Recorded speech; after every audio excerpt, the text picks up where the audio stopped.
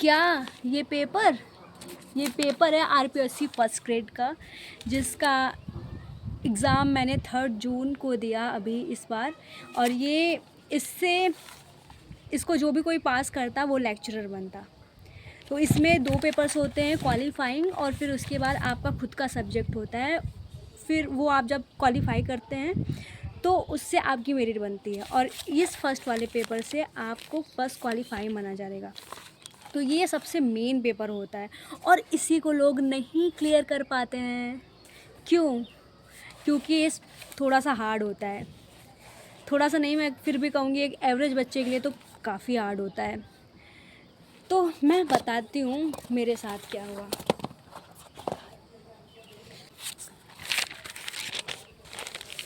ये पेपर देने के लिए मैं प्रयागराज से जयपुर गई और वहाँ फिर मैंने पेपर दिया, पर मुझसे बहुत बड़ी गलती हो गई जो कि नहीं होनी चाहिए थी। अगर मैं ये गलतियाँ नहीं करती तो बेशक मैं ये क्वालिफ़ाई कर लेती। अगर ये वाला पेपर क्वालिफ़ाई हो जाता तो मेरा पेपर, जो मेरा खुद का सेकंड पेपर है, वो क्वालिफ़ाई होता ही होता। पहली गलती मैंने जो की वो ये गलती है कि मैंने अपना माइंड मेकअप नहीं किया कि मुझे किस तरीके से पेपर करना है। मैंने ये गलती की, मैं पहले से स्टार्ट की फर्स्ट क्वेश्चन से और उसको ले गई 75 क्वेश्चन तक। It was my huge mistake, huge mistake I would say. मुझे पहले देखना चाहिए था कि कौन से क्वेश्चंस मुझे आ रहे हैं और कितना और क्वेश्चन मैं करती तो रिस्क, ताकि मेरा, अगर मैं रिस्क भी लेती तो मैं क्वालिफाई कर लेती।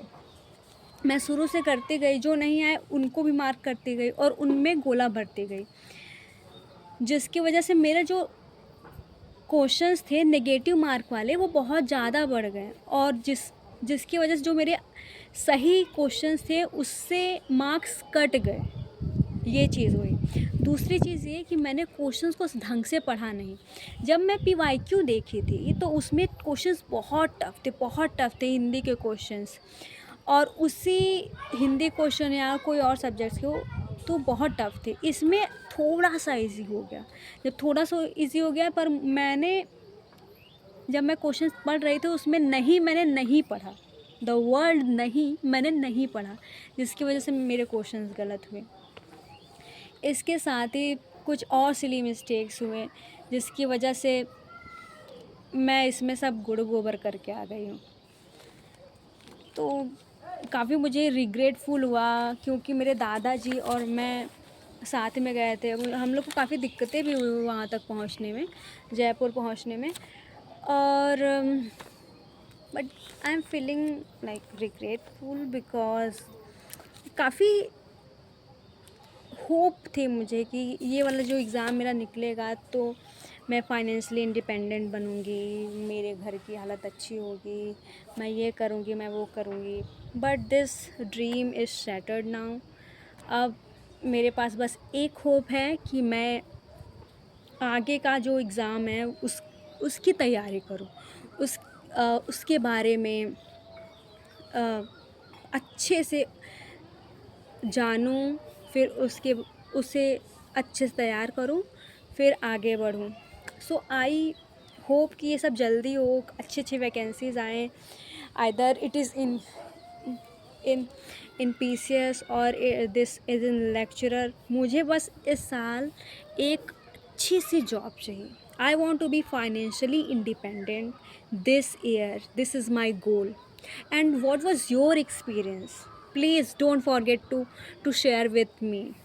Okay, let's be friends here in this platform. We can be friends, we can be sharing each other's thought, problems and everything. I would request you to just subscribe my channel if you like, and do share your thoughts about your exam, your first grade exam. और ये भी बताइए कि आप पास हुए हैं कि नहीं पास हुए हैं। मेरा जो स्कोर था, मैं पहले बता देती हूँ कितने मेरे सही गए थे। मेरे 24 क्वेश्चन सही गए थे, और उसमें से और क्वेश्चंस 4-5 क्वेश्चन सही हो जाते मेरे, अगर मैं गलत गोले नहीं भरती, सही से क्वेश्चंस पढ़ती तो। और मेरे 46 क्वेश्चंस गलत हुए हैं। इसका मतलब ये है कि मैंने बहुत सारा रिस्क लिया था, वो भी बहुत गलत है। इतना रिस्क ले लिया कि जो नंबर इसमें पेनल्टी लगी वो सही आंसर, सही वाले जो मेरे मार्क्स थे उससे कट गए, तो मेरे मार्क्स कुछ कट पिट के 32 आ गए। So it was very bad. So आगे देखते हैं अभी क्या होता है लाइफ में। बाय।